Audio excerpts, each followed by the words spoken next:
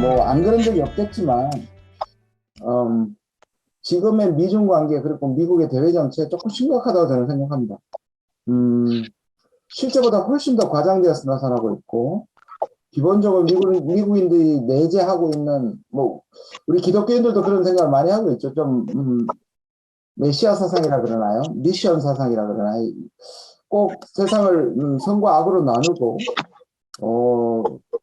자기가 반대되는 사람을 악마화하는, 실제로 이건 제 말이 아니고요. 미국의 지성들이 외교 정책의 전공자들이 항상 미국 외교의 실패는 상대방을 악마화한 거다 라고 얘기하는데 실제로 그 부분이 잘 지켜지지는 않는 것 같습니다. 잘 바뀌지는 않는 것 같습니다. 지금도 여전히 그렇게 작동합니다. 제가 중국 편을 드는 게 아니라 중국이 반칙 행위를 굉장히 많이 하죠.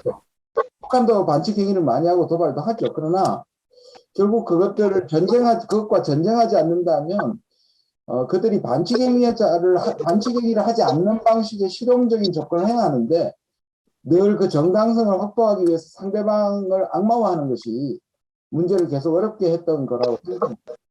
베트남 전쟁에서 그 20몇 년에 참패를 해서 배우지 못하고 흔히 아프간도 20년 동안 전쟁을 하고 그것이 돌아오는 것을 또 재현하는 거 보면 그런 것들이 좀 걱정이 되긴 합니다. 저는 뭐 상대적으로 늘 그런 얘기를 합니다. 제가 미국에 대해서 굉장히 비판적인 글도 많이 쓰고 그래서 반미 프레임에 갇혀 있는데 저는 솔직히 말씀드려서 미국과도 결국 국가관계다. 한미관계도 국가관계라면 결국 실용적으로 가야 하는 것이 아니냐. 이게 제 결론인데 어떻게 미국에 대한 우리는 신화를 좀 가지고 있는 것 같고요. 그런 것들이 합쳐져서 미국에게는 뭔가 불편한, 아무리 국가 간의 관계가 좋다고 하더라도 이견이 있을 수밖에 없는데 이견이 생기는 것 자체를 두려워하는 문화가 우리한테 있다는 점을 제가 지적하는 건데요. 그래서 제가 이렇게 강의를 하면 이런 질문을 한번 받아봤습니다. 당신은 왜 중국 욕은 안 하고 미국 욕만 하냐? 그래서 제가 이런 대답을 했습니다. 아니, 제가 미국 전공이기 때문에 그렇습니다. 저한테 중국 한번 물어보시죠. 중국에 대해서 질문하면 제가 중국에 대해서 굉장히 비판적으로 얘기를 합니다. 그런데 이 둘이 지금의 실질적인 중국이 잘못하는 것과 중국이 위협적인 것보다 훨씬 몇 배나 과장돼서 벌어진다는 것이 문제입니다. 그리고 그런 중국 때리기가 미국 내부에 인기가 있고 북한 때리기가 미국의 내부에 인기가 있기 때문에 4년마다 돌아오는, 특히 2년마다 또 중간선거하면 돌아오는 선거 때문에 국민들이 국민들이 선호하는 중국 때리기가 먹히기 때문에 선거를 의식할 수밖에 없는 정치인들이 미국의 국익이나 세계의 이익보다는 실제적으로 중국 때리기가 정치적으로 이득이 되기 때문에 여기에 몰두한다. 그래서 폴 히어 같은 사람들은 이거 스트래티직 패러노이아다. 전략적인 패러노이아다. 이렇게 얘기를 하거든요. 그래서 오늘 미국 대외 정책, 미중 관계, 그리고 한미 관계를 중심으로 보도록 하겠습니다. 이거를 보시면 이게 샌프란시스코 시스템이라는 거거든요. SFS는 샌프란시스코 시스템입니다. 우리 독도의 운명을 결정했던 바로 그겁니다. 무슨 말씀이냐 하면 미국이 전후의 질서에 유럽에서는 나토를 세우고 마샬 플랜을 통해 가지고 미국은 사실 전쟁이 끝나기 전에도부터도 그리고 전쟁이 끝나자마자 유럽 재건에다 굉장히 신경을 쓰게 되죠. 그런데 아시아에 대해서는 1951년, 1952년 이때 와서 재건에 들어가고 그것을 확정한 것이 바로 샌프란시스코 조약입니다. 여기에 미국이 초안에 독도도 담고 쌩깎고 사실은 이 갸오이다오 중국 건데요. 그것을 초안에는 넣었다가 본안에는 빼버리면 이제 그것이 결정된 그 조약이 샌프란시스코인데요. 조약인데요. 그것이 안보적으로 의미할 때는 지금 제가 오른쪽에 그려놓은 그림을 보시면 자전거 살 같죠? 또는 바퀴, 허브 앤 스포크라고 그러는데 자동차의 바퀴, 헙캡이 쓰여져 있지만 안을 보면 저렇게 생겼지 않습니까? 그래서 이걸 허브 앤 스포크 시스템이라고 얘기합니다. 그래서 유럽은 나토로 하나로 묶었습니다. 그리고 그 유럽은 하나가 돼서 어찌됐든 뭐 브렉시트도 있었지만 유럽은 한 덩어리로 움직였는데 아시아는 두 가지 때문이죠. 미국이 그렇게 중요하게 생각하지 않은 거 하나. 그 다음에 아시아는 너무 다르다. 이슬람부터 기독교부터 불교까지 너무 다양하기 때문에 이걸 하나로 묶는다는 것은 도저히 불가능하다. 그래서 현실적으로 미국이 중심이 돼서 각자의 양자 동맹을 수없이 맺게 됩니다. 예를 들면 지금도 이제 문제되는 게 바로 이 샌프란시스코인데요. 미국이 중간에 대해서 미일 동맹, 한미 동맹이 있죠. 지금 미국이 이걸 연결시키고 싶어 하죠. 일본과 한국을. 그런데 멀리서 보면 기본적으로 한미일, 그 다음에 북중러라는 삼각동맹이 보입니다. 가까이서 보면 여기는 떨어져 있고 한일 관계가 나쁘지만 적어도 과거의 소련이나 지금의 중국을 보면 미국이 재현하고 있는 것은 왜냐하면 우리가 남북이 여전히 분단 체제를 해결하지 못했기 때문에 이게 삼각동맹인지 두 개의 양자동맹인지 항상 헷갈리는 거죠. 자, 샌프란시스코 시스템 특징을 보면 미일 동맹을 중심으로 해서 아시아를 재건한 것이고요. 2번이 여기서부터 2번이 돼야 되는데 네. 미국 안보우산에 의한 비대칭 양자동맹입니다. 그러니까 이거는 주니어 파트너와 시니어 파트너, 미국이 이 서로 균형적이나 평등한 동맹이 아니고 비대칭적이다. 미국 큰 형님이고 다른 국가들은 작은 형님이다. 그리고 미국이 안보를 제공하는 대신 그 국가는 미국에게 친미 정책을 해야 된다. 이게 이제 기본적으로 샌프란시스코 시스템입니다. 그리고 세 번째는 미군이 직접 주둔하는 겁니다. 미군이 주둔군 중심 전략입니다. 물론 필리핀이나 이런 국가들이 처음에는 가지고 있다. 요즘은 이제 철수를 했고요. 늘 이 주둔군이 있느냐, 철수하느냐, 얼마나 주둔하느냐 이런 것들이 중요 의제가 됐던 이유입니다. 네 번째는 자유무역을 통한 시장 제공과 보호무역을 인정했습니다. 이거는 최근에 와서는 미국이 옛날에는 친미 정책을 하는 국가들에게 미국이 이 시장도 제공하고 그 다음에 좀 다소 보호무역을 해도 인정해주면서 이 체제를 꾸려왔습니다. 일본이나 한국이 상당히 경제적으로 이런 데에서 이득을 많이 얻어왔던 것은 사실입니다. 그 다음에 반공정책, 그 다음에 다자주의 조건을 배제합니다. 여섯 번째가 되게 중요한데요. 그 동맹 질서가 그냥 이 판도를 완전히 장악하면서 아시아에는 유럽이나 다른 국가처럼 진영을 넘어서는 이런 다자주의, 지금 예를 들어서 오커스라든지 쿼드라든지 이런 것들은 다자주의이긴 하지만 한쪽 진영에서 다른 쪽 진영을 상대로 하는 거기 때문에 평화와는 좀 관계가 좀 멉니다. 다만 딱 하나 있긴 합니다. ARF라고 들어보셨을 거예요. 아시아 지역 연합체, 거기는 중국과 미국이 들어있고요. 한국과 남한과 북측이 같이 들어있는 그 유일한 다자주의입니다. 그러나 상대적으로 유럽보다는 훨씬 적습니다. 이게 냉전 동안에 미국이 아시아를 유지해온 시스템입니다. 그리고 이거를 보면 제가 요즘 이 강의를 많이 해서 혹시 들어보시거나 봐본 적이 있을 텐데 간단하게 설명을 하도록 하겠습니다.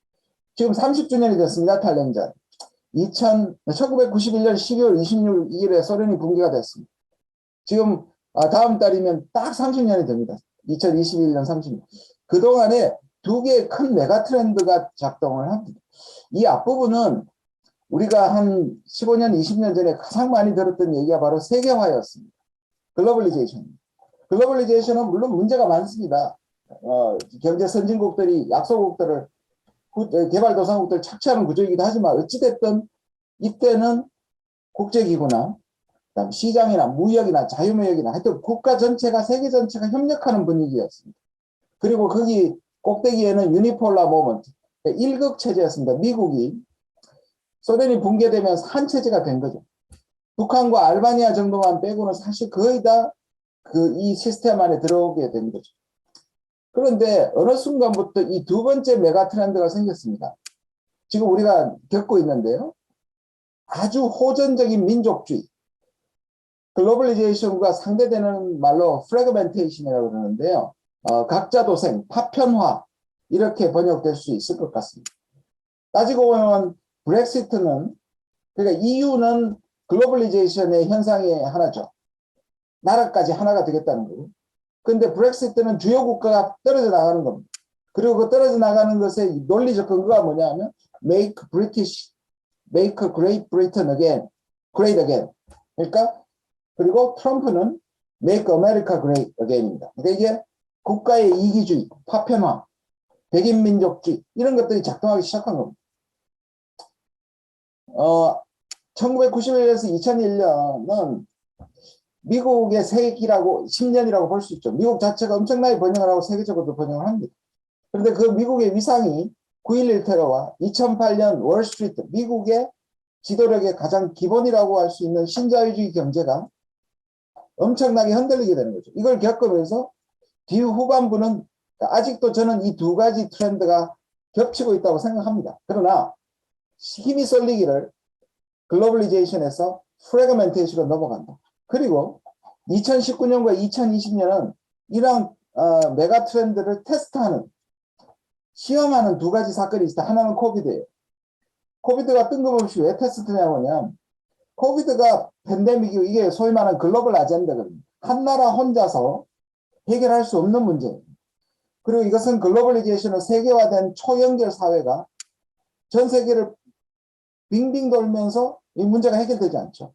올바른 해결은 뭐냐면 국가끼리 힘을 합쳐서, 미국과 중국이 힘을 합쳐서 또는 WHO가 리더십을 가지고 이것을 해야 되는데, 우리가 지난 2년 동안 봐온 것은 미국과 중국은 서로 블레임 게임, 서로 탓을 하고, WHO는 위상이 그냥 추락하고, 많은 나라들은 자기의 국경을 봉쇄하고, 코백스 퍼실리티라고 개발도상국이나 아프리카 이렇게 하지만 굉장히 미미하고요. 이런 현상이 지금 일어나고 있고, 작년의 선거는요, 이 두 사람이 상징하는 게 뭐냐 하면 이 메가 트렌드를 상징하는 겁니다. 앞에 글로벌리제이션, 그러니까 바이든이 상징하는 거죠. 미국이 전 세계에 리더십을 발휘했던 것을, 그래서 아메리카에서 100이라고 얘기한 게 뭐냐면 이때로 돌아가겠다는 얘기입니다. 그러니까 이것은 미국의 선거라기보다는, 선거죠, 당연히 미국 선거인데 이건 미국의 초이스이기도 하지만 세계의 초이스 선택이었습니다. 이 트럼프가 상징하는 건 바로 이 메가 트렌드입니다. 그리고 미국은 딱 반으로 쪼개져 있었어요. 결국 바이든이 승리를 하긴 했지만 아직까지 미국은 여전히 반으로 쪼개져 있고, 이번에 중간선거에 또 중간선거라고 하는 버지니아 주선거에서 참패를 했습니다. 졌습니다. 한 달 전만 하더라도 10% 이상 압도하던 것이 그만큼 지금 바이든의 지지율이, CNN은 40%가 넘지만 다른 조사에서는 38%, 불과 1년 만에 트럼프가 그 당시에 받았던 것과 그 유사한 지지율을 받고 있습니다. 그 말은 뭐냐? 이 선거는 2년 후에도, 내년에도, 그리고 3년 후에도 재연될 수 있다. 제가 보기에는 공화당이 당선되는 것은 트럼프의 방식, 이 메가 트렌드를 주장할 수밖에 없고요. 민주당이 이기는 방식은 이 방식을 주장하는 수밖에 없습니다. 적어도 앞으로 수차례는, 또는 10년, 20년, 30년 동안은 계속 반복되는 이 두 사람이 다른 형태를 가지고 번갈아 가면서 누가 이기느냐, 끊임없이 4년 만에 한 번씩 선택을 하게 될 것이다. 저는 그렇게 봅니다. 그 이유는, 이거는 미국뿐만 아니라 소위 말하는 아까 글로벌리제이션은 자유주의 국제 질서라고 부릅니다. 거기에는 세 가지 큰 특장점이 있었어요. 민주주의, 시장 자본주의, 팍스 아메리카나입니다. 근데 이 세 가지가 다 흔들리고 있습니다. 자, 자유주의 국제 질서가 완벽하지는 않았죠. 그러나 정당성을 가지고 많은 국가들이, 자, 미국이 완벽하지 않지만 미국식 민주주의와 미국식 시장주의를 전 세계가 모델로 했고 우리도 그 중에 하나입니다. 그 현상을 우리가 글로벌리제이션이라고 불렀고, 근데 이 세 가지가 근본부터 흔들립니다. 민주주의가 훼손되고 있습니다. 세계가 이렇게 많은 국가들이 민주주의 선거를 치른 적이 없습니다. 거의 다, 거의 다는 아니지만 굉장히 많은 숫자가 자유로운 선거를 합니다. 문제는 뭐냐? 선거 이후에 권위주의로 가는 것이 거의 패턴화되고 있다. 스트롱맨들이 포퓰리즘을 통해서, 그러니까 트럼프나 푸틴이나 아베나 시진핑이나 에르도안이나 두타르테나 이런 사람들이 전 세계적 현상을 확산되고, 이들은 국가의 오랜 미래를 생각하기보다는 아까 제가 바이든 미국을 얘기했듯이 바로 다가오는 선거를 이기기 위해서 강하게 보여야 하고 민족주의적으로 보여야 하고 이것을 다른 국가와 적대적 관계를 만들어 놔야 하는 거예요. 혐한, 혐중, 혐일 이게 하나의 트렌드가 되고 있는 거예요. 두 번째는 더 심각합니다. 극단적인 빈부격차와 중산층 분열. 옛날에는 이런 것들이 제3세계 아시아, 아프리카, 남미의 이야기였지만 이제는 전 세계적이고 중산층이 붕괴되지 않은 나라가 없어요. 조물주 위에 건물주 이게 모든 것을 얘기합니다. 토마 피케티가 아무리 일하고 근로소득이 물려받은 자본소득을 절대로 따라잡을 수 없을 뿐만 아니라 오히려 격차는 벌어진다. 뭐 우리가 지금 경험하고 있는 거니까요. 세 번째, 이게 미중관계입니다. 지정학이란 말이 나오기 시작하면 이거 우리한테 불행한 단어예요. 우리가 지정학적인 저주의 땅이라고 많은 지정학자들이 그렇게 얘기를 해요. 우리는 세계 6위, 세계 10위로 올라가고 있는데 우리 주변은 다 우리보다 강해요. 일본, 미국, 중국. 자, 이것이 앞에 말했던 자유주의 국제 질서를 지탱했고 정당성을 부여했던 것들이 다 근본적으로 흔들린다. 근데 흔들리는데 대안이 안 보여요.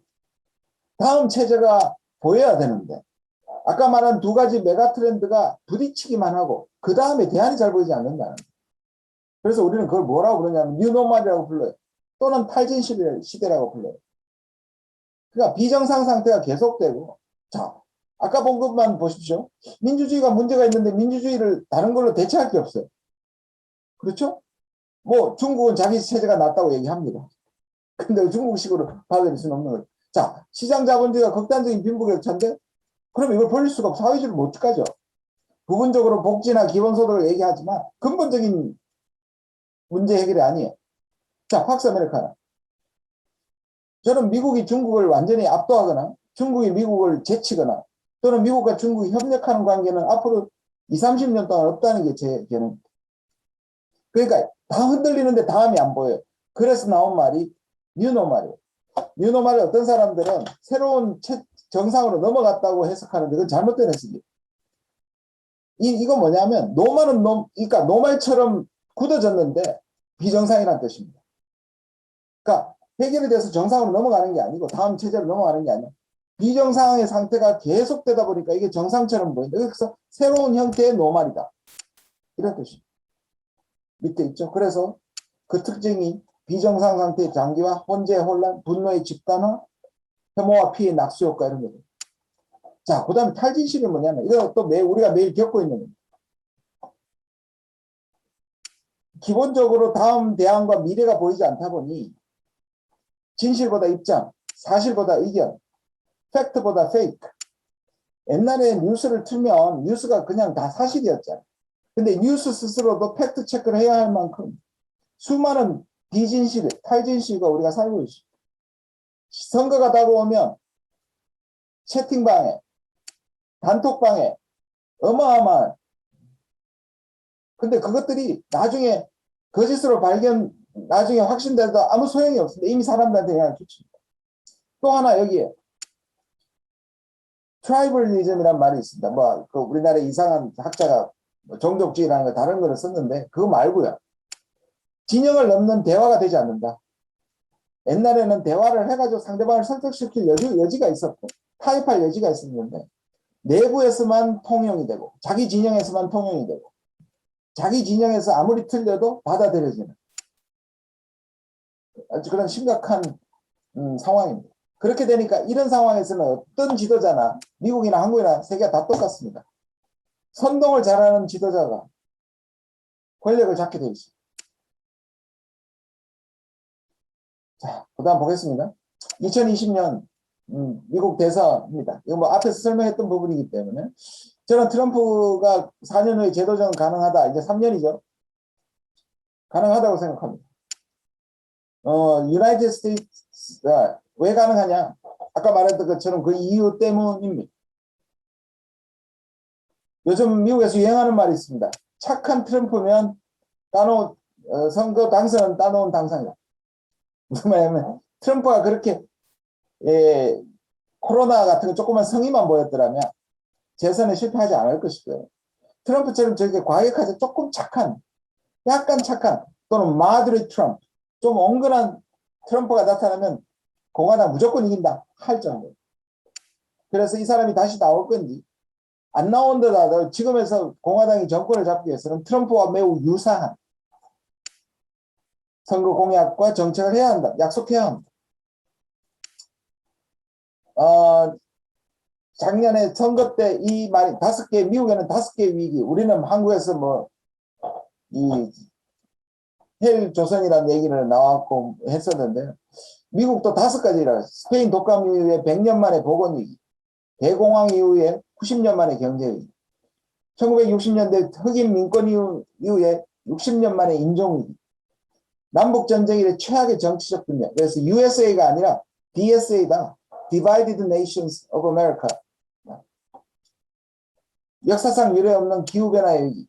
이런 위기였다. 미국이 힘이 약화되고 정체성이 혼란이 들어지고 신뢰가 하락하고 소프트 파워가 추락합니다. 미국이 쫓긴다는 느낌을 굉장히 많이 받고 있습니다. 이거는 누가 이기고의 문제가 승부의 문제가 아닙니다. 우리는 뭐 충돌해서 중국이 이기냐 미국이 이기냐가 아니라 미국 자체가 자신감이 굉장히 많이 줄어 있습니다. 편협해지고 있습니다.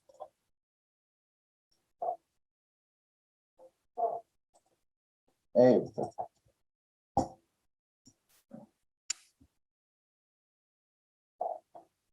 네.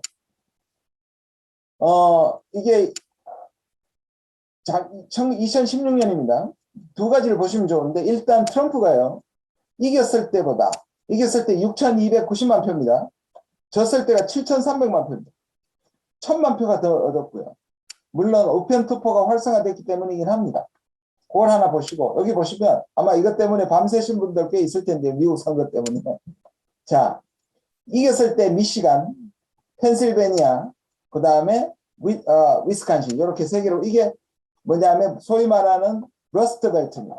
미국의 쇠락한 공업지대 그리고 아까 말했던 중산층의 붕괴의 현장입니다. 제조업의 붕괴 현장이고 미국의 경쟁력의 현장입니다. 자, 이걸 가져와서 이겼고요. 자, 보십시오. 위스콘신, 미시간, 펜실베니아 다 파래졌죠. 지금의 미국의 시스템은 3년 후에도 똑같이 이 3개 주에 달려있습니다. 아무리 표가 많아도 소용이 없습니다. 그리고 이들은 뭐냐? 민주당이 이기려면 이 사람들에게 희망을 줘야 합니다. 그리고 이들에게 중산층 회복에 대한 대안을 줘야 됩니다. 쉽지 않아요. 미국 잃어버린 자동차 제조업을 뭐로 세울까요? 가능하다고 하더라도 시간이 굉장히 어려워요. 자, 트럼프는 그러면요. 이들의 분노를 자극하는 겁니다. 이들이 원래 민주당을 지지했던 노동자들인데 희망이 없으면 깨보자 해서 트럼프를 뽑았던 겁니다. 이것이 3년 후에도 재현될 수 있다. 그래서 트럼프는 세계적으로 신자유주의 세계화의 붕괴 그리고 국내적으로는 정치, 경제, 사회, 문화 위기의 산물인 동시에 이것을 촉매시킨 사람입니다. 그래서 제가 accelerate, 차의 악셀이라고 비교를 했고요. 일단 바이든은 브레이크를 잡았습니다. 다행한 일이라고 생각해요, 개인적으로. 그런데 그가 유턴할 수 있느냐? 자신이 없습니다. 유턴 못하고 엎치락뒤치락 사람은 이 두 사람이 바뀌겠지만 제가 아까 메가 트렌드를 두 가지를 얘기했습니다. 앞으로 끊임없이 엎치락뒤치락 하게 될 것이다. 그렇게 생각합니다. 그래서 뭐 민주당 입장에서요. 전투에서는 이기고 전쟁에서는 질 수 있다. 트럼프를 꺾었지만 트럼피즘, 트럼프가 상징하는 그것은 꺾지 못할 수도 있다. 자, 바이든 정부의 세계 전략의 핵심은 이겁니다. 자, 이걸 포지션 오브 스트렝스라고 하는데 힘의 우위죠. 번역하면 좋습니다.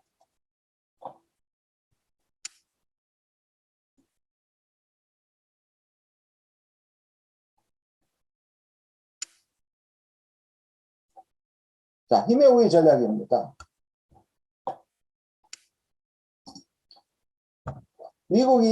중국이 이 성장하는 거 깜짝 놀랐습니다. 그래서 바이든은 트럼프는 무슨 방법을 썼냐 하면 자기가 가지고 있는 동맹이나 파트너 국가를 심하게 가면 약탈하는 거예요. 실제로 민주당이 뭐라 그랬냐면 트럼프의 동맹 정책은 보호비 갈취다.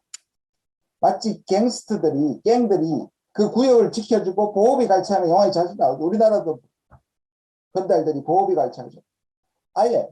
근데 제가 민주당이 그 얘기를 하기 전에 뭐라 했냐면 트럼프는 한국한테 삥을 뜯는다 라는 표현을 했었어요. 실제로 우리는 빵 셔틀했다. 그러니까 동맹이라면 동맹의 위기를 이용해 가지고 그렇게 혈맹이라고 얘기하면서 사실상 트럼프는 우리에 대한 심리를 많이 버렸죠. 그래서 이거를 되돌리자고 하는 것이 바이든입니다. 자, 그래서 첫 번째는 내부 진단입니다. 마스크 대란을 겪으면서 우리 지금 요소수 겪는 거와 마찬가지입니다. 이게 값이 싸다고 중국한테 맡길 일이 아니었구나. 전략물자는 아무리 경제적 효과가 없다 하더라도 기본을 챙겨야 되겠구나. 이게 내부 진단입니다.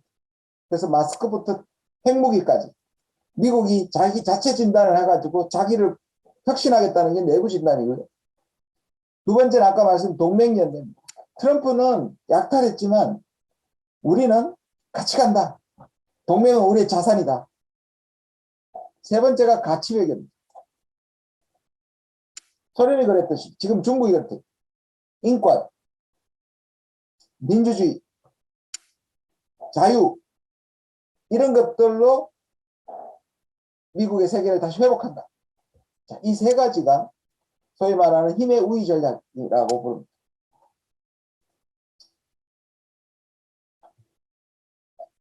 토니 블링컨입니다. 국무장관입니다. 중국과의 관계가 가장 중요한데요. 스프린트가 많네요. 네, confront. 미국과는 3C다. compete, competition, 경쟁, cooperate, 협력. 세 번째 confront, 대적입니다.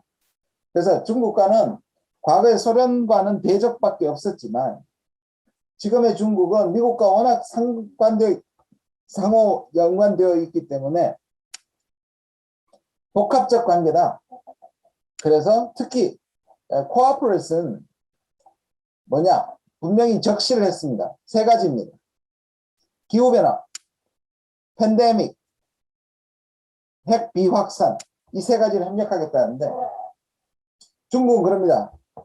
제가 최근에 이제 이 미중 관계 웨비나를 굉장히 많이 하는데요. 중국 사람들 한결같은 주장은 뭐냐면 아니 말이 좋지 3C지 이렇게 안면에 대고 죄송한 표현이 싸대기를 때리면서 어떻게 다른 분야에서 협력을 할 수 있다고 생각하느냐. 그게 말이 되느냐. 같은 나라인데 두 나라가 중국을 이렇게 모욕하고 압박하면서 그 다음에 협력을 구한다고 그 자체가 말이 되냐고 이렇게 한결같이 반문을 합니다. 어찌됐든 바이든의 방식은 이 세 가지를 복합적으로 본다. 그래서 신냉전으로 가지 않는다. 실용주의를 하겠다.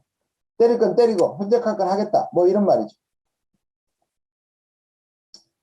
자, America is back이라고 그랬습니다. 그래서 미국의 전통적 미국 외교를 회복하고 국제기구 협력 질서를 회복하고 아까 말한 가치 기범을 중시하고 동맹관계를 중시하고 기후변화를 적극적 이게 이제 미국이 돌아온 거죠. 트럼프가 다 버렸던 것들이죠.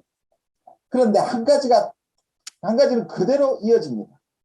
이게 중국에 대한 정책은 바이든 똑같습니다. 그래서 사람들이 바이든이 트럼프 2.0이냐 라고까지 얘기합니다.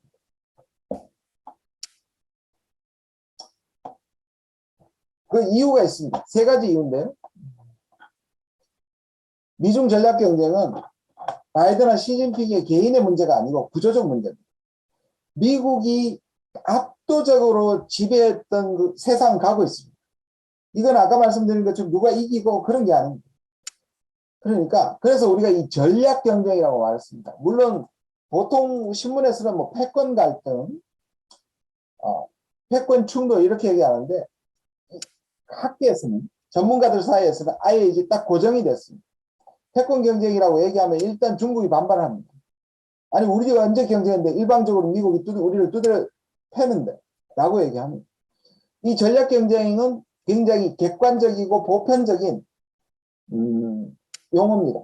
이 전략이란 말이 판도를 바꾸는 것을 말하거든요. 그러니까 누구가 이기고 누가 잘못이 아니라 객관적으로 보면 세계를 흔드는 경쟁이라는 뜻입니다. 판도와 질서를 바꾸는 경쟁이다. 그래서 이것을 strategic competition, 전략 경쟁이라고 합니다. 그래서 구조적인 원인이 있다. 두 번째, 미국 내에 반중 여론이 꾸준히 증가하고 있습니다. 거의 80%입니다. 오바마가 등장하기 직전에 중국에 대한 혐오 여론이 43%였습니다. 작년에 선거하기 직전에 73%였습니다. 지금 80% 정도. 얼마 전에 나왔죠. 중국을 싫어하는 1위에서 4위, 우리가 4위인데요. 우리도 79점 몇 프로입니다. 자, 이 말은 민주주의 국가에서 중국을 때리는 일이 다음 선거에서 굉장히 중요해진다는 뜻입니다.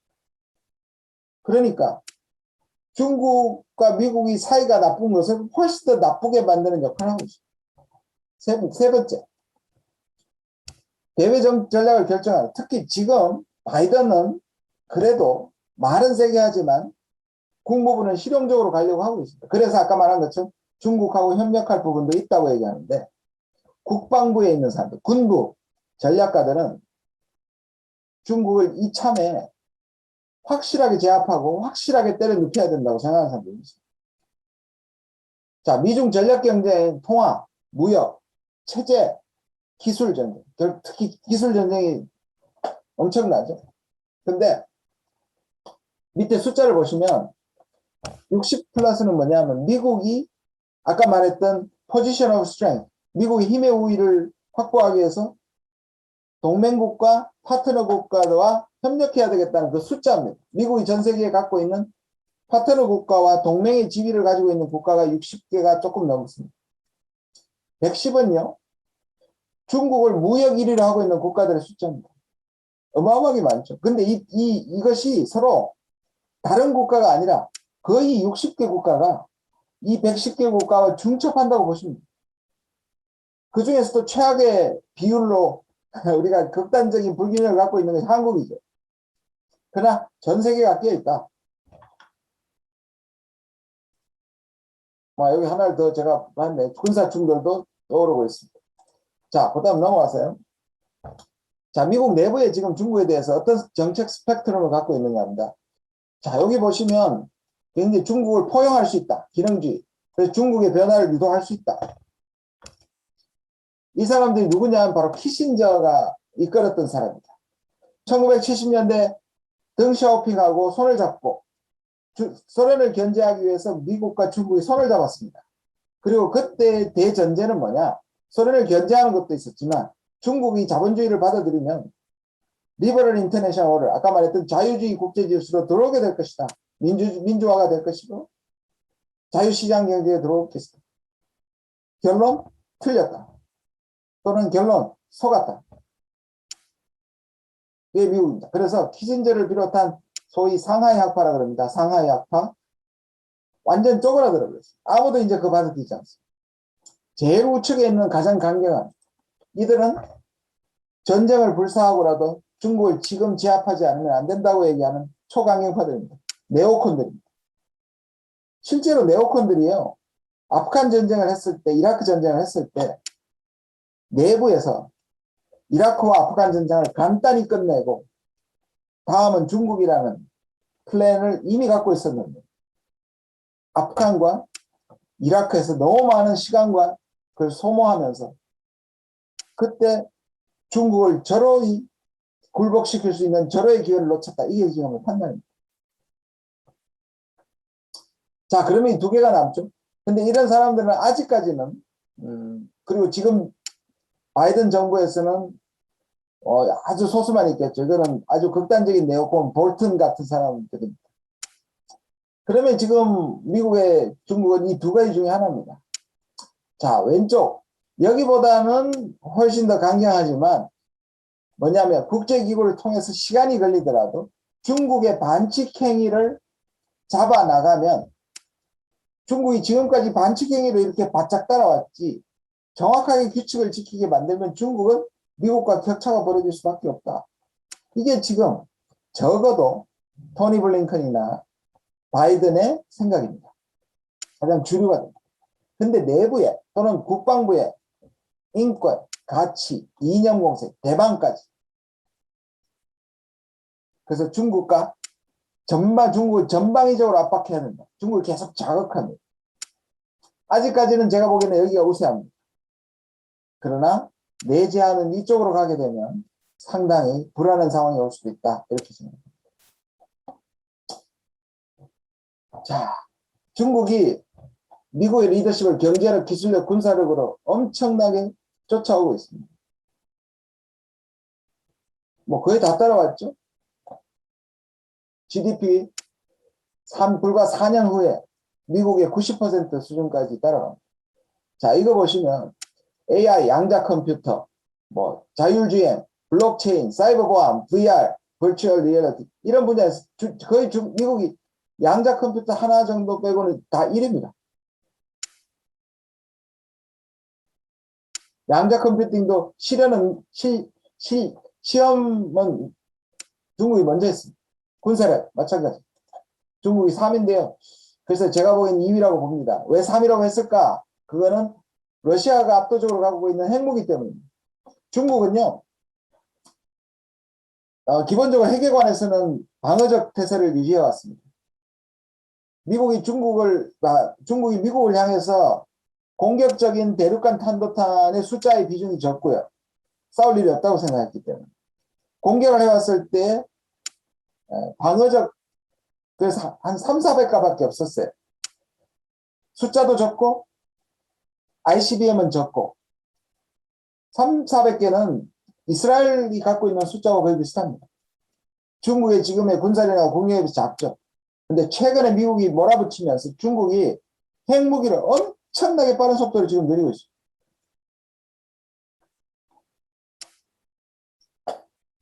자, 여기서는 이거는 글로벌한 무대에서 미중이 충돌하는 건데, 자, 우리한테는 더 심각한 게 바로 이겁니다. 물리적으로, 영토적으로, 지정학적으로 벌어지고 있는 것이 바로 미국과 중국의 기싸움이 이 마당에서 벌어지고 있습니다. 자, 보시면요, 한반도, 동중국해, 대만, 남중국해 줄을 쭉 보면 중국은 여기서 이거를 빠져나가려고 하고 있고 미국은 이걸로서 중국을 둘러싸려고 하고 있습니다. 무슨 말이냐면 미국과 중국이 충돌하는 지점에 그 꼭대기에 바로 우리가 있다는 겁니다. 왜냐? 칼냉전의 그 절호의 찬스에 우리가 통일하지 못했기 때문에. 이거 참 우리가 한번 돌아보면 되게 신기한 겁니다. 중국이 올해 중국에게 거의 무역을 30% 의존하면서 지금 요소수도 마찬가지죠. 엄청나게 의존하는데 안보 군사 문제만 나오면 북중러 한미일이에요. 우리하고 일본이 저렇게 안수기여도 이 군사 안보만 나오면 북중러 한미일이 진영 외교가 다시 살아나고 있다는 뜻입니다. 이것 때문에 신냉전, 저는 아직까지 신냉전이라고 생각하지는 않습니다. 근데 신냉전으로 갈 개연성은 충분히 있다. 그쪽으로 가면 여기는 바로 냉전의 다시 최전선이 될 수 있는 것이 바로 아시아다. 아직까지 중국이 전 세계를 상대로 미국이 상대가 안 될지 몰라도 적어도 자기 안방에서는 그리고 약해진 미국이 여기까지 긴 거리를 방어하기가 쉽지 않습니다. 미국의 생각은 뭐냐? 일본을 키워서 한국을 키워서 대신 맞게 하겠다는 겁니다. 특히 일본. 그러니까 일본은 이 기회가 최고의 기회다. 미국이 우리를 필요할 때 미국을 도우면서 재무장하겠다. 이게 아베 독트린입니다. 자, 보시면 계속 신문에 나오는 것들입니다. 인도태평양 전략, 쿼드 플러스, 파이브 아이즈, 오커스. 미국이 겹겹이 미국의 네트워킹을 지금 만들어내고 있습니다. 원래 있던 것을 확대시키고 파이브 아이즈는 1946년부터 소련을 정보전을 하기 위해서 했던 것인데 한국, 일본, 인도, 독일을 추가하려고 하고 있고 쿼드는 원래 일본의 아베가 만든 다이아몬드 구상에 미국이 받아들여가지고 우리는 제외하고 일본, 인도, 호주, 미국의 다이아몬드 구상이 쿼드가 됐고요. 여기서 우리와 베트남과 뉴질랜드를 합치자라고 하는 쿼드 플러스가 나옵니다. 그리고 크게 보면 미국 주도의 인도태평양과 중국 주도의 1대1로가 충돌하고 그 충돌의 지점이 바로 이 지점들입니다.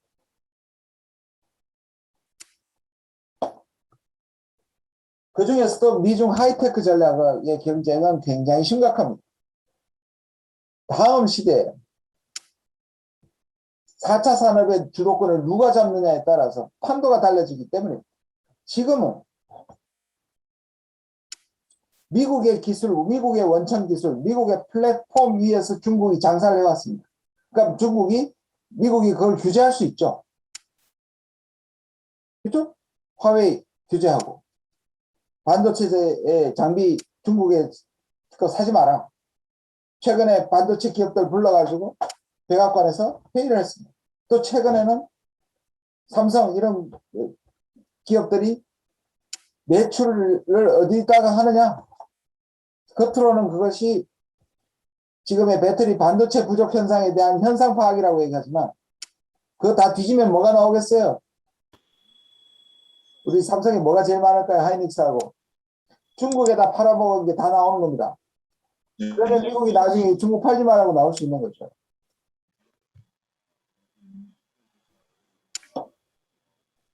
크게 먹죠. 예. 네. 넘어가겠습니다. 한 15분 정도 남은 것 같습니다. 자, 이게 코로나고요. 세계가 이제 재편된다고 얘기합니다. 그걸 어떻게 표현하냐면 GVC는 글로벌 밸류 체인이라 그래서 글로벌 가치 사슬. 이거는 우리가 코로나를 겪기 전에 있었던 그 질서를, 그러니까 아까 제가 여러 번 글로벌리제이션, 자유주의 국제 질서 이런 것들을 회복하는 것을 의미합니다. 다시 말해서 세계화가 회복되는 것을 의미합니다. 자, 그 다음에 이번에 많은 국가들이 아뜨거한 거죠. 그래서 요새 DVC 하겠다. 특히 중국이 국내 가치 사슬로 하나의 사이클을 만들어 보겠다. 미국도 외국 나가 있는 기업들을 리쇼어링이라고 그래요. 다시 불러들여 가지고 각자도 도생으로 가겠다. 이게 이 사이에서 충돌하고 있습니다. 미국은 이렇게 얘기합니다. GVC를 회복하되 중국만 빼겠다는 거예요. 그리고 중국의 시장, 중국이 전 세계에 중국이 전 세계 제조 우리 일상생 뭐죠? 일상용품이라 그러냐? 생필품 전 세계 38%를 공급합니다. 그런 말 하죠. 전 세계 인플레이션을 막아주는 것은 중국이 세계의 공장이 됐기 때문이라고 합니다.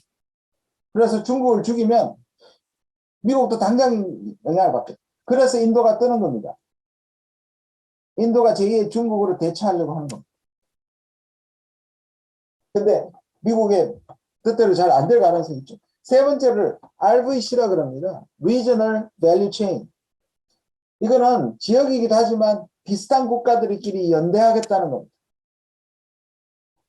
저는 이쪽으로 돌아가기는 거의 힘들 것 같고요. 이거로 가면 재앙이 일어난다고 생각합니다. 그래서 우리의 제3지대는 중견국이나 이게 원래는 각 지역의 연대인데 우리는 지금 중국하고 일본이 우리 내부이기 때문에 이게 쉽게 연대가 일어나지 않습니다. 우리에게는 오히려 우리와 비슷한 국가들과의 연대를 해야 된다. 아까 말한 것처럼 미중 사이에 끼어있는 국가들끼리 특히 우리나라가요. 그건 좀 밑에 말씀을 드릴 텐데 생각보다 많은 국가들이 연대하고 싶어하는 국가 중에 하나입니다. 뒤에 말씀드릴게요. 자, 한미정상회담은 굉장히 이번 5월 21일에 있었던 한미정상회담은 의미가 꽤 있습니다. 그리고 보수와 진보 쪽에서 서로 자기식으로 해석을 합니다. 제가 보기에는 하여튼 그 한미 공동성명에 역대 가장 길었던 것 같습니다. 그리고 제가 봐도 가장 평등한, 적어도 무난했음, 주고받는 게 확실했고요. 가장 호혜적인, 상호적인 공동성명이었습니다. 그리고 미국이 우리한테 원하는 게 굉장히 많았어요. 과거 같으면 미국이 우리가 주로 미국한테 부탁하는 입장이었죠. 미국은 뭐 분담금이나 그렇죠? 그런 정도에서 한국을 압박하거나 무기 수출 정도였습니다. 근데 이번에는 배터리, 바이오, 반도체. 그래서 실제적으로 한미 관계의 호혜성과 평등성이 굉장히 적극됐습니다. 우리는 북한 문제에 협조를 구했고 미국은 백신과 기술. 미국은 백신을 기술 제공하고 우리는 생산 허브가 되는 겁니다. 그러니까 동맹이 복구화됐고요. 그 다음에 의미가 있었던 게 뭐냐면 남북 대화, 남북 관여 협력에 대해서 바이든이 직접 지지를 표시했고요. 한국의 전략적 역할이 격상됐습니다. 자, 그리고 미국의 요구에 의해서 처음으로 한국이 뭐라고 했냐면 쿼드, 그 다음에 남중국해, 그리고 대만 문제를 대만 해협이라고 했지만 우리가 언급을 했습니다. 이게 중국한테는 좀 충격적일 수 있죠. 우리가 사실은 그보다 훨씬 더 일본이 미일 정상회담에서 중국 대립을 했던 것보다는 수위가 많이 낮았죠. 그것도 우리가 사실 완충시킨 겁니다. 그래서 이거를 보수 쪽에서는 드디어 한국이 미국과 중국 사이에서 미국을 선택했다라고 얘기합니다. 진보 쪽에서는 큰일 났다. 중국하고 어떻게 할 거냐. 근데 둘 다 저는 너무 섣부른 결론이라고 생각합니다. 아직까지는. 저는 여전히 균형이 유지된다고 생각을 합니다. 그리고 일각에서 우리가 어떻게 중국을 선택하겠냐? 미국을 선택할 수밖에 없지 않냐? 자, 이 문제는 양자택일의 문제가 아닙니다. 심지어 미국이 양자택일의 문제를 가지고 우리한테 접근해도 우리가 양자택일의 문제를 보면 안 되는 겁니다. 그 프레임에 빠지면 자, 이런 말을 합니다. 저도 중국이 가끔 사드 때도 그렇고 제가 실질적으로 중국 친구들한테 그렇게 얘기합니다. 당신들 그런 방식으로 세계 리더십 구간 절대로 안 될 거라고. 주위에게 겁을 주고 긴장을 주고 위협을 주고 힘을 과시하는 방식을 미국이 힘만 가지고 세계 1위가 된 거 아니잖아. 그 얘기합니다. 미국은 소프트 파워. 중국이 가지고 있는 어마어마한 소프트 파워 하나도 이용 못하죠. 왜 그럴까요? 바로 권위주의이기 때문에. 시진핑은 중국이 가진 가장 큰 화근이라고 생각합니다. 저는. 그의 정권 연장을 위해서 강하게 보여야 돼. 제가 아까 그랬죠. 그런 유형의 중국 민족주의를 고양시켜서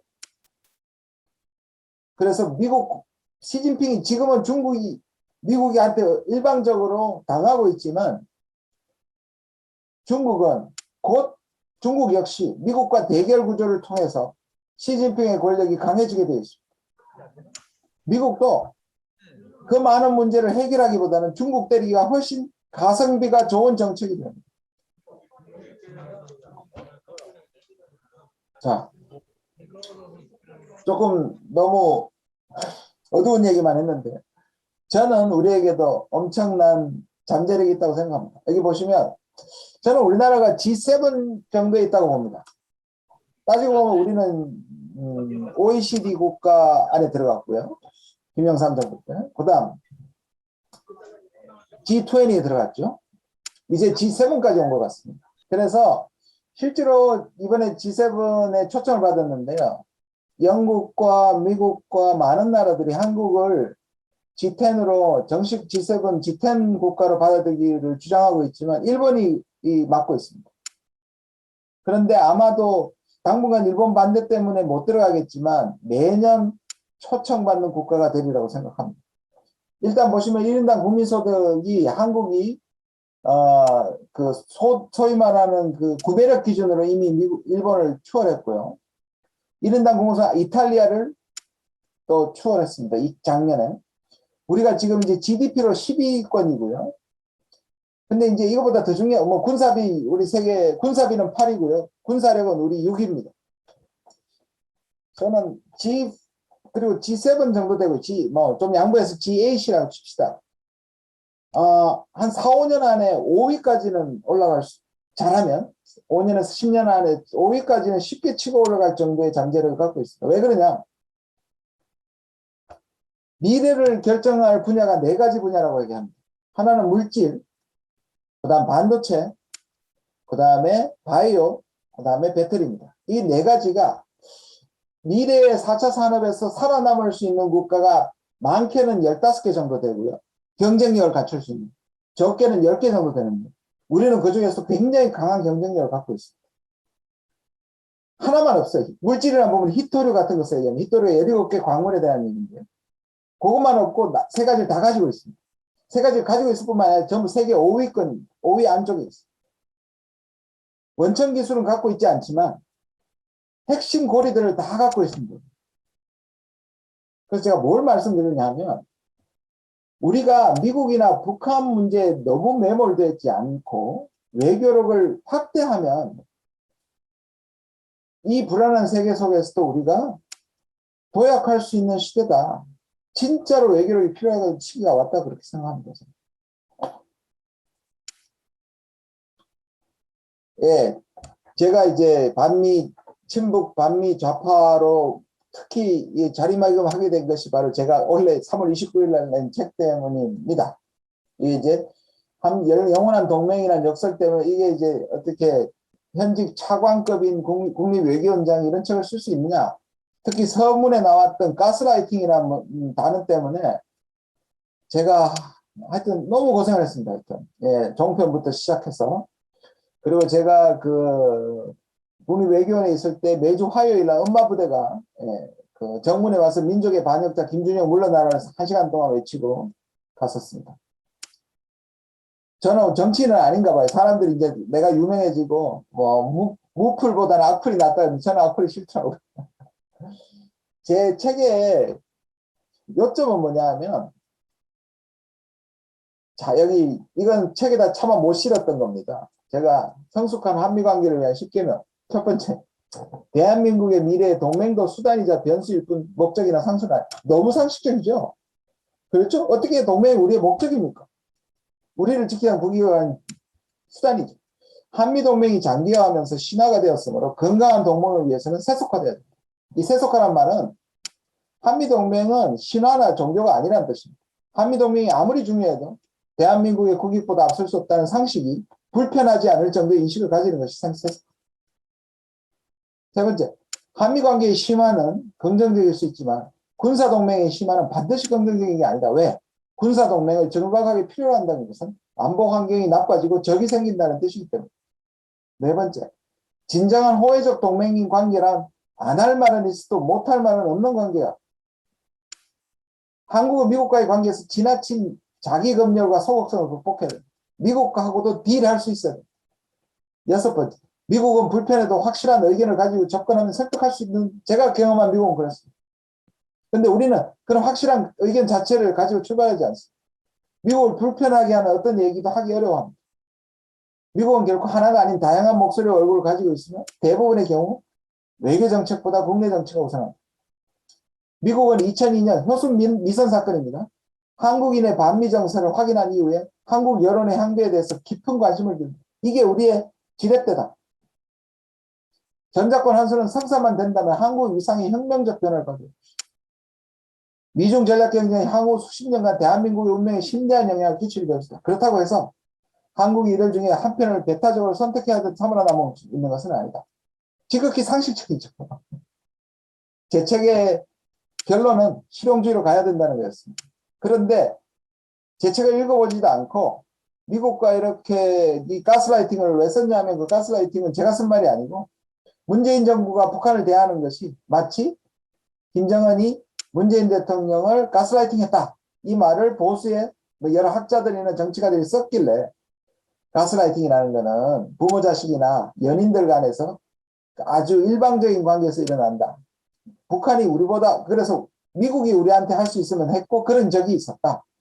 라는 걸 얘기하기 제가 반박하는 과정에서 이 단어를 썼는데 그게 제가 이제 저를 오해한 아주 갈고리가 됐습니다. 마지막 슬라이드인데요. 레슬리 갤브라는 사람입니다. 파워 룰즈라고 21세기의 군주론이다라는 찬사를 받은 책이고요. 이분이 제2의 키신저다 할 정도로 꼭 오바마에게 참모 역할을 했던 사람입니다. 권력의 탄생, 파워 룰즈. 우리는 번역을 권력의 탄생이라고 번역본이 나와 있는 걸로 알고 있습니다. 이 사람이 하는 건 뭐냐면 이 부분입니다. 외교 정책은 상식으로 이루어져야 한다. 도를 넘는 원칙들, 비열한 정치, 그리고 권력의 오만함이라는 세 가지 악마가 미국의 외교를 방해했고 오늘날 미국을 위기로 빠뜨렸다. 전적으로 그런다. 미국에서 상식이 사라지고 있고요. 지나친 신화와 이념과 그리고 중국 때리기라는 전략적 패러노이아가 우리 한국말로 어떻게 번역하죠? 네, 그쪽으로 가고 있다 이렇게 생각합니다. 예, 뭐 강의는 여기서 마치겠습니다. 경청해 주셔서 감사합니다.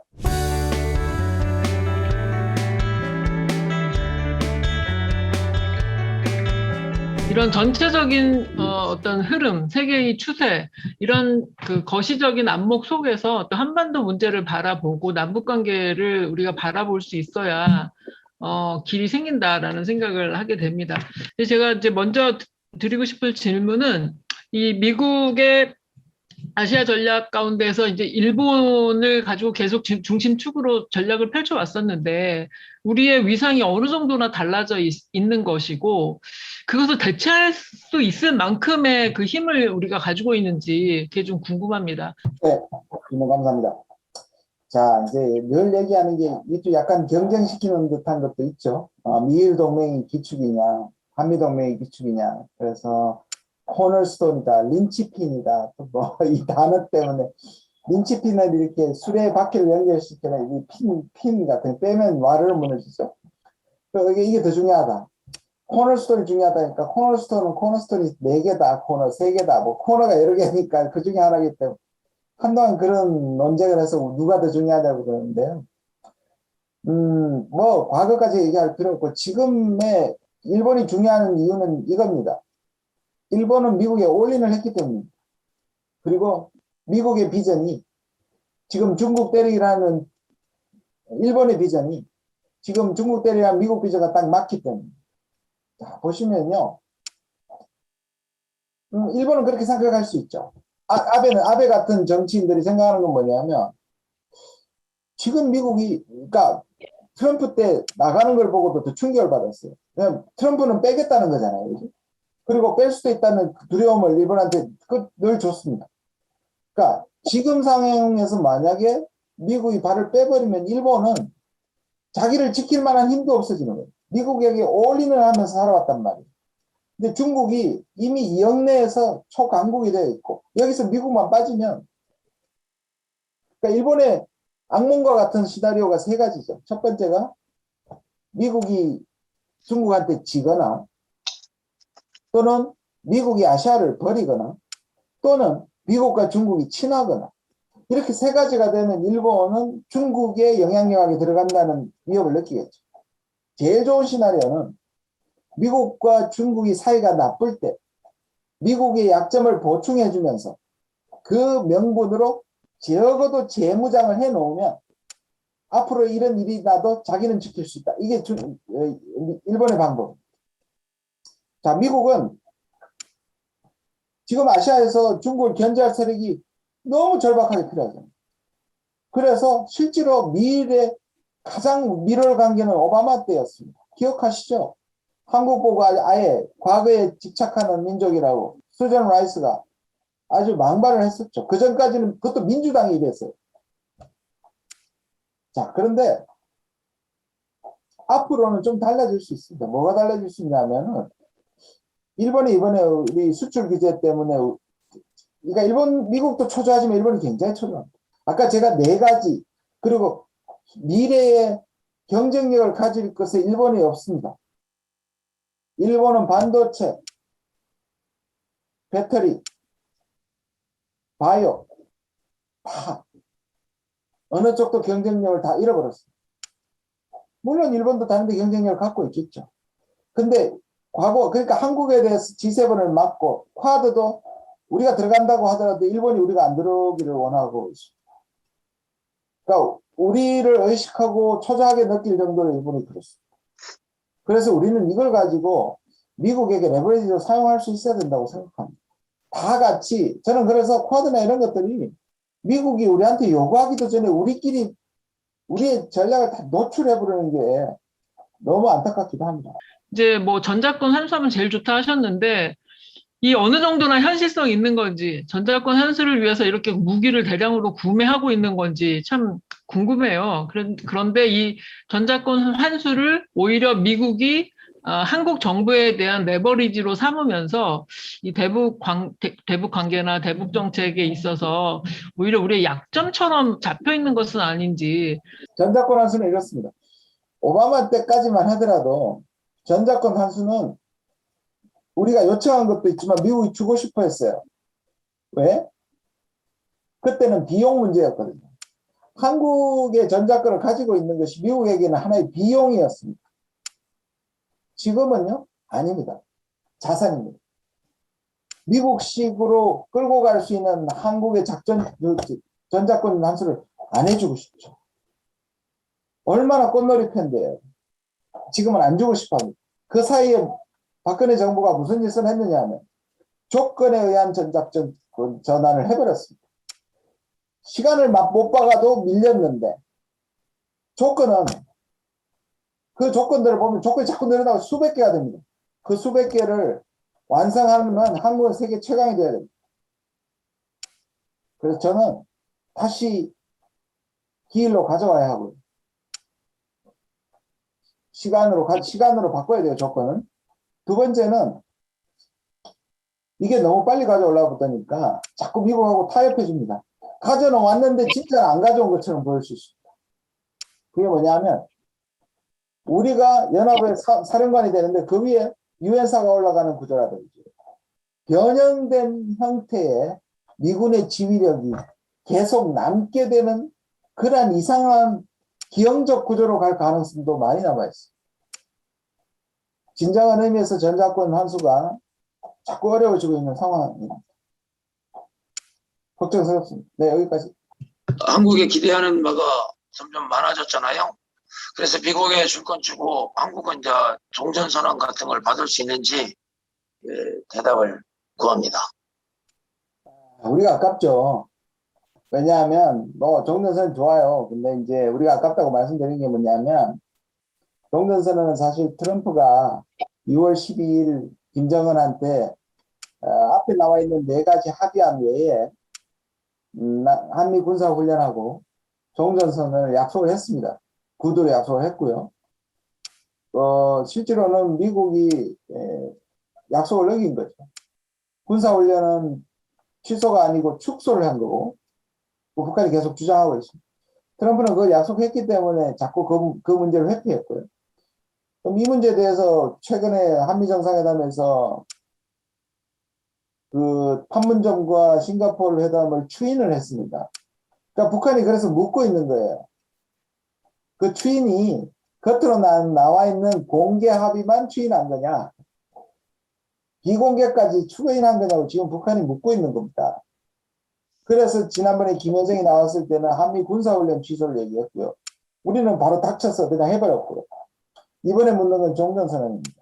무슨 말씀이냐면 이 종전선언이 저는 원래 약속이었고 그때 기억나실 거예요. 판문점에서 하면 김정은과 트럼프가 하고 그 합의하면 우리 대통령이 가가지고 3자 종전선언 한다. 뭐 중국 불러서 하자 한다.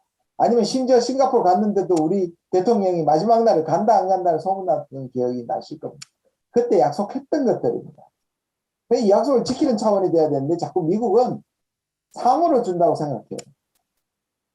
그러니까 북한은 뭐냐 하면 핵실험하지 않고 약속했던 풍계리와 동창리를 없애는 조건에서 서로 교환이 됐던 거예요. 근데 지금 다른 걸 붙여가지고 뭘 해야지 낸다고 하니까 북한은 그렇게는 못 받겠다는 거고, 그래서 북한이 조건부입니다. 그래서 저는 종전선언 당연히 찬성하고 그것이 돼야 되는데 그거를 대신해서 우리가 다 줄 만큼이 되느냐. 그거보다 더 큰 거를 교환 조건으로 해야 되지 않나 생각이 듭니다. 네. 종전선 얘기 나오신 김에 네. 네, 한 가지 더 뭐 여쭤보고 싶은 것은 지금 이제 뭐 문정부가 막 추진하고 있는 것 같고 뭐 정의용 외교부 장관도 왔다 갔다 하시고 그다음에 내년 북경 올림픽도 있고 한데 현실적으로 뭔가 추진을 하고 있다고 생각하시고 또 그 방향으로 갈 수 있는 가능성이 얼마나 된다고 보시는지요? 제가 이제 나온 지 또 꽤 됐고, 사실 그게 있었다고 하더라도 제가 약간 외곽 조직이거든요. 그래서 청와대 중심이나 외교부 중심에서 실제로 벌어지는 데 저는 제가 여러분보다는 조금 더 많이 알았겠고, 지금도 조금 더 많이 알겠지만, 확실하게 뭐가 진행되는 일은 확실하지 않습니다. 그러나 이제, 그럼에도 불구하고 제가 짐작을 하라면, 추측을 하라면, 저는 쉽지 않다고 생각합니다. 근데 처음으로 한국이 언론 플레이를 하는 것 같습니다. 짐작 좀 하지. 무슨 말씀이냐 하면, 뭐, 문화를 서로 수기하고 있다. 또 이번에 이수혁, 그죠? 주미 한국 대사가 또 논의하고 있다. 근데 미국에서는 다른 얘기가 나오잖아요. 순서, 뭐, 이런 것들에서 이견이 있는 것처럼 얘기를 했고, 실제로 있고요. 그 다음에 미국이 이렇게 반대하는 이유 중에 하나가 이제, 지금 제가 이제 종전선언 찬성에 대해서 카론도 많이 쓰고 논쟁도 했는데, 저쪽에 이제 주로 뭐냐 하면, 종전선언 해줘버리면 정전체제가 무너지고, 정전체제가 무너지면 미군 철수를 요구하게 될 것이다. 이런 논리 구조를 갖고 있죠. 그런데 이 부분이 미국에서 계속 의심으로 남게 되어 있고요. 또 북한이 약간 엇갈린 신호를 보냅니다. 그러니까 지난번에 정의용 실장하고 그때 담보실장 때 평양 가기 전에 그 종전선언 문제에 대한, 그래서 북한이 김정은이 종전선언을 하더라도 미군 철수를 주장하지 않겠다고 약속한 것을 가져왔던 것을 기억하실 겁니다. 미국 내부의 불신을 해소하기 위해서 김정은이 우리 안보실장한테 당시 정의용 안보실장한테 약속했던 겁니다. 근데 또 때로는 보면은 미군 철수를 가끔씩 입에 올려요. 이번에도 북한에 나온 성명들을 보면 이걸 보면서 왜 북한이 그러면 진짜 종전선언을 하고 싶으면 저렇게 어려운 조건을 걸까? 또는 의심하고 있는데 미국이 봐라 북한 또 미군 철수 얘기하지 않느냐고 오히려 미국에게 힘을 실어주는 얘기를 했을까? 그러니까 북한은 문재인 대통령이 이걸 통과시키기 위해서 정치적인 선언이라고 한 거에 대해서 그 정도 이벤트에는 안 나가겠다는 겁니다. 보다 심각한, 우리가 그러죠, 내용이 있고 북한이 원하는 것들이 담겨져 있는 종전선언이면 받겠지만 또 나가서 이벤트 하는 정도는 받지 않겠다고 얘기하는 거니까 미국을 설득시켜도요, 북한한테 뭘 줄 수 있느냐에 대한 논의가 없다면 북한이 안 받을 수도 있다고 저는 생각합니다. 자, 그건 일단 비관적 전망이고요. 그럼에도 불구하고 저는 다음 정부에 누가 되든지 한반도 문제를 좋은 분위기에서 적어도 관리하면서 넘겨주는 것이 한국에게도 중요하고 미국에게도 중요하고 북한에게도 중요합니다. 그런 점에서 이 논의는 하나의 그런 것들을 만들어낼 수 있고요. 또 하나 아주 잘 될 경우 말씀하신 것처럼 중국이 내년 2월이 하노이 3년이 되는 날입니다. 중국이 이런 게 있습니다. 한쪽으로는 이제 계속 미국이 중국의 프레임을 하는 게 세계 평화를 위협하는 국가, 수정주의 국가로 보는. 그러면 중국이 미국이 만들어 놓은 프레임처럼 중국은 그렇게 평화를 방해하는 국가가 아니라 평화를 이끌어내는 국가다라고 세계를 향해 살 수 있는 하나의 매듭 풀기가 바로 북한 문제일 수 있다. 그래서 베이징 올림픽에서 중국이 주도해서 이거를 이끌어낼 수 있다면, 정상회담도 하고 종전선언을 이끌어낼 수 있다면 중국이 어느 때보다 협력할 가능성이 있다. 그래서 아주 가능성이 높지는 않지만 모든 것이 잘 풀렸을 때는 베이징 올림픽이 하나의 계기가 될 수 있다 저는 그렇게 생각합니다. 김성희 총장님의 그 실용주의 외교 네. 관련돼서 여야 대표적인 대선 후보를 평가하신다면 실용은 좋지만 실용주의는 나쁠 수도 있어요. 무슨 말씀이냐면 시대 정신이나 아까 말했잖아요. 정말 실용을 생각한다면 지금 다른 국가들이 문제 해결하기보다는 있는 것 가지고 포퓰리스트로 사용하기도 쉽고요.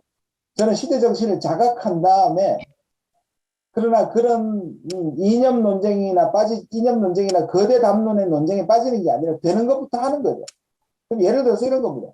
그냥 우리는 무조건 안 된다고 생각하잖아요. 모든 게 그 제재에 걸린다고 생각하는데 끊임없이 제재의 한계가 어딘지를 테스트해보지 않았잖아요. 들이밀어야 된다고요. 그러니까 미국이 싫어할 때도 있겠고 미국이 통과할 때도 있고, 그러니까 모든 수에서 그냥 해버리는 겁니다. 이게 진정한 실용주의라고 생각해요. 종전선언도 마찬가지예요. 해버리면 되죠 뭐. 그러니까 우리가 주도해서 해버리는 게인데, 그것이 아까 말씀드린 실용주의가 돼서 어떤 방향성이나 전략이나 이 큰 틀 안에서 저는 아무리 작은 거라도 그것이 품고 있는 것이 어떤 틀을 갖고 있나, 시대 정신을 갖고 있느냐가 되게 중요하다고 생각해요. 일본 관계도, 대일 관계도 마찬가지고 대미 관계도 마찬가지라고 생각합니다. 그래서 저를 오해하는 사람들이 미국 반미라고 해요. 이 반미 프레임이 저한테 자꾸 우리 진영 내부에도 자꾸 그런 프레임이 씌워지는데요. 저는 이해를 잘 못하겠습니다. 왜냐하면 미국하고 척지자거나, 왜냐하면 중국이 저렇게 부상했을 때 미국은 우리한테 엄청난 자산이에요. 근데 그 자산을 저는 이용한다는 뜻이지 그 자산을 버려야 된다는 게 아닙니다. 미국이 우리를 필요로 하거든요. 이 절호의 기회에 우리가 주고받는, 미국과도 딜하고. 근데 우리는 미국과도 딜을 별로 해본 적이 없어요. 그럼 압도돼 버립니다. 진보 정부는 왜 못하시는지 아십니까? 이거는 죄송하지만, 제가 정말 존경하지만 김대중, 노무현, 문재인 대통령까지 마치 주홍글씨를 왜 깔고 있는 것처럼, 나는 미국이 오해하는 것만큼 내가 좌파가 아닌 친북이 아니야, 반미가 아니야를 증명하는데 그 1, 2년을 다 보냅니다. 한번 들어보십시오. 제가 노무현 대통령 너무 좋아하지만 생각해 보십시오. 미국 갔다 와서 사람이 얼마나 변해버렸습니까? 그러니까 저는 압도될 수 있습니다. 그리고 국내에서 자기 오해를 빨리 풀어가지고 나는 미국이 싫어하는 그런 사람, 미국이 의심하는 그런 사람이 아니야 라고 하는 것보다는 오히려 좀 미스테리하게 천천히 미국한테 오히려 반미주의로 보이는 건요, 하나의 무기가 될 수 있습니다. 특히 초기에는, 촛불위에는 80%였잖아요. 그 80%를 가지고 저는 미국한테 한 달 만에 미국한테 달려가가지고 오해 풀려다가 첫 번째 정상회담 망쳤거든요. 사드 다 받아오고 무기 사오고. 그러지 말자는 얘기입니다. 그냥 알고 싶으면 나한테 와. 조금씩 풀어주고 이 주도권을 가지는 게 되게 중요하다고 생각합니다. 좀 대강 알겠습니다. 뭐 굉장히 깊은 질문을 해주셨는데요. 제가 몇 가지 보관이 있습니다. 예를 들면 이런 겁니다. 지금 우리 대문 앞에 엄청 한국하고 협력하고 싶어서 줄 쓴 사람들이 있습니다. 국가가 어딜까요? EU입니다. 유럽이 우리랑 엄청 손잡고 싶어. 아시아로 미국이 손을 돌렸잖아요. 이게 완전히 돌려버렸죠. 오크스 보십시오. 프랑스에 지금 프랑스가 디젤 잠수함 못 팔아서 당한 게 아닙니다. 자, 영미동맹만 움직여요. 파이브 아이즈도 그렇죠. 일본, 중국의 옹크에서 지금, 그리고 브렉시트 때 영국은 빠져나가서 미국하고 짝짝꿍이 됐습니다. 독일하고 프랑스가, 그리고 EU 전체가 한국하고 연대하기로 원합니다. 자, G7이나 이런 데서 중국 욕합니다. 그러나 중국하게 대해서 행동에서는 생각보다, 왜냐하면 자기 이익이 걸려 있으니까 중국 때리기에 실제적으로 참상하기 힘듭니다. 그게 우리 입장하고 똑같아요. 그래서 저는 제가 만약에 다음 정부를 만약에 하게 되면 바로 이들과 3자 연대를 만들어 버릴 겁니다. 그러면 미중이 압박이 왔을 때 3자가 같이 행동하는 겁니다. 또 3자뿐이 아니에요. 거기에 아세안도 넣고 저는 중견국은 그보다 좀 약한 개념 같고요. 한 2열 국가, 제가 2열 국가 좋은 딱 맞는 단어 발견하시면 저한테 좀 가르쳐 주시면 좋겠는데, 우리 아까 말한 미중 G2를 빼고 그 위에는 3, 4, 5, 6, 7, 8위 국가들. 이들은 역량이 되거든요. 그래서 미중이 왔을 때는 같이 움직이고, 압박할 때는, 선택에 압박할 때는 같이 움직이고, 그 다음에 미중이 싸우면서 못 돌아봤던 아시아, 아프리카, 남미에 대한 국제적 리더십을 이들 국가와 함께 하면서 한다는 겁니다. 우리나라가 가지고 있는 굉장히 좋은 게 있습니다. 뭐 오징어 게임, 한류 그걸 떠나가지고요. 제가 돌아보면 한국 두 가지 갖고 있어요. 하나는 모든 국가에 희망을 줍니다. 어찌됐든 성공하는 유일한 사례입니다. 동시에 한국은 위협적이지 않다는 말을 굉장히 많이 했어요. 자, 해석에 따라서는 굉장히 뭐랄까, 해석에 따라서는 이 사람 한국이 호구라는 얘기를 들었는데 저는 그건 나쁘지 않다고 생각합니다. 중국이 ODA를 지원을 줘도 의심스럽고 미국이 줘도 이게 친밀을 해야 되고 그 다음에 일본이 줘도 의심스러운데 한국이 주면 그러니까 이것은 한국이 매력 포인트라고 생각합니다. 이런 것들을 그리고 한국이 우리가 했던 그 노하우를 전해주고 그 다음에 백신 공급하고 저는 이러던 국가와 전 세계 백신 공급 연대를 왜 꼭 미국이나 중국을 넣습니까? 이런 국가들을 하고 그 다음에 백신 의료단을 이런 게 실용주의라고 생각해요. 피스코스처럼 우리의 의료진들 뭐 고생스럽지만 충분히 보상하고 그 백신하고 테스트기 가지고 보내는 세계의 마음을 얻는 저는 그런 것도 할 수 있다고 생각합니다. 이것도 좀 앞부분인데요. 자, 가치동맹도 똑같습니다. 미국의 가치동맹이 약간 오해를 불러주죠. 반중인 거잖아요. 근데 우리가 가치동맹을 하면 믿는다니까요. 그러니까 우리가 민주주의를 얘기하고 미얀마에 대해서요. 미얀마 군사정부를 인정하지 않는 우리가 유일합니다. 아세안도 못하고 있고요. 일본도 못하고 있고요. 저는 되게 당황스럽습니다. 그 부분이에요. 지난번에 아프간에서 사람들 빼내온 것도 포함해요. 우리가 같이 민주주의를 얘기하고 자유를 얘기하고 인권을 얘기해야 된다고 생각합니다. 오히려 우리가 자발적으로 발신하고 그거 아까 말했던 그들 국가와도 연대를 했어. 그러니까 미국이 만드는데 우리가 들어가면 이게 반중이 되잖아요. 이게 데모크라시 10, D10, 그죠? 그 다음에 인권 연대 이런 게 우리는 곤란하잖아요. 그러니까 우리가 먼저 만들어야 되는 거예요. 우리가 자발적으로. 그리고 저는 중국의 사드 때 중국하고 사이가 나빠진 게 뭐냐면 사드 자체보다 중국한테 마지막까지 안 한다고 했다가 뒤통수를 친 부분이거든요. 그게 왜 중국이 뒤통수를 치는 게 아프냐 하면 사드를 핵심 이익으로 실컷 얘기해 놓은 다음이기 때문이에요. 우리가 처음부터 사드는 우리가 할 수밖에 없다고 중국을 비공개회담에서 끊임없이 얘기했다면 중국이 그 발신을 사드 문제를 핵심 이익으로 얘기 안 한단 말이에요. 그러니까 선제적으로 저는 중국의 인권 문제나 홍콩 문제 밖으로 얘기해서 중국을 망신 주지는 않더라도 하는지 모르겠습니다. 비밀회담에서 우리가 지킬 수 있는 마지노선은 여기까지. 우리가 중국을 지칭하지는 않겠지만 우리는 자유를 할 수밖에 없다. 끊임없이 발신해야 된다고 생각합니다. 쉬운 일은 아니에요. 미국한테 우리가 어려워하듯이 중국도 그런 면이 있어. 아까 말한 것처럼. 근데 해야 돼요.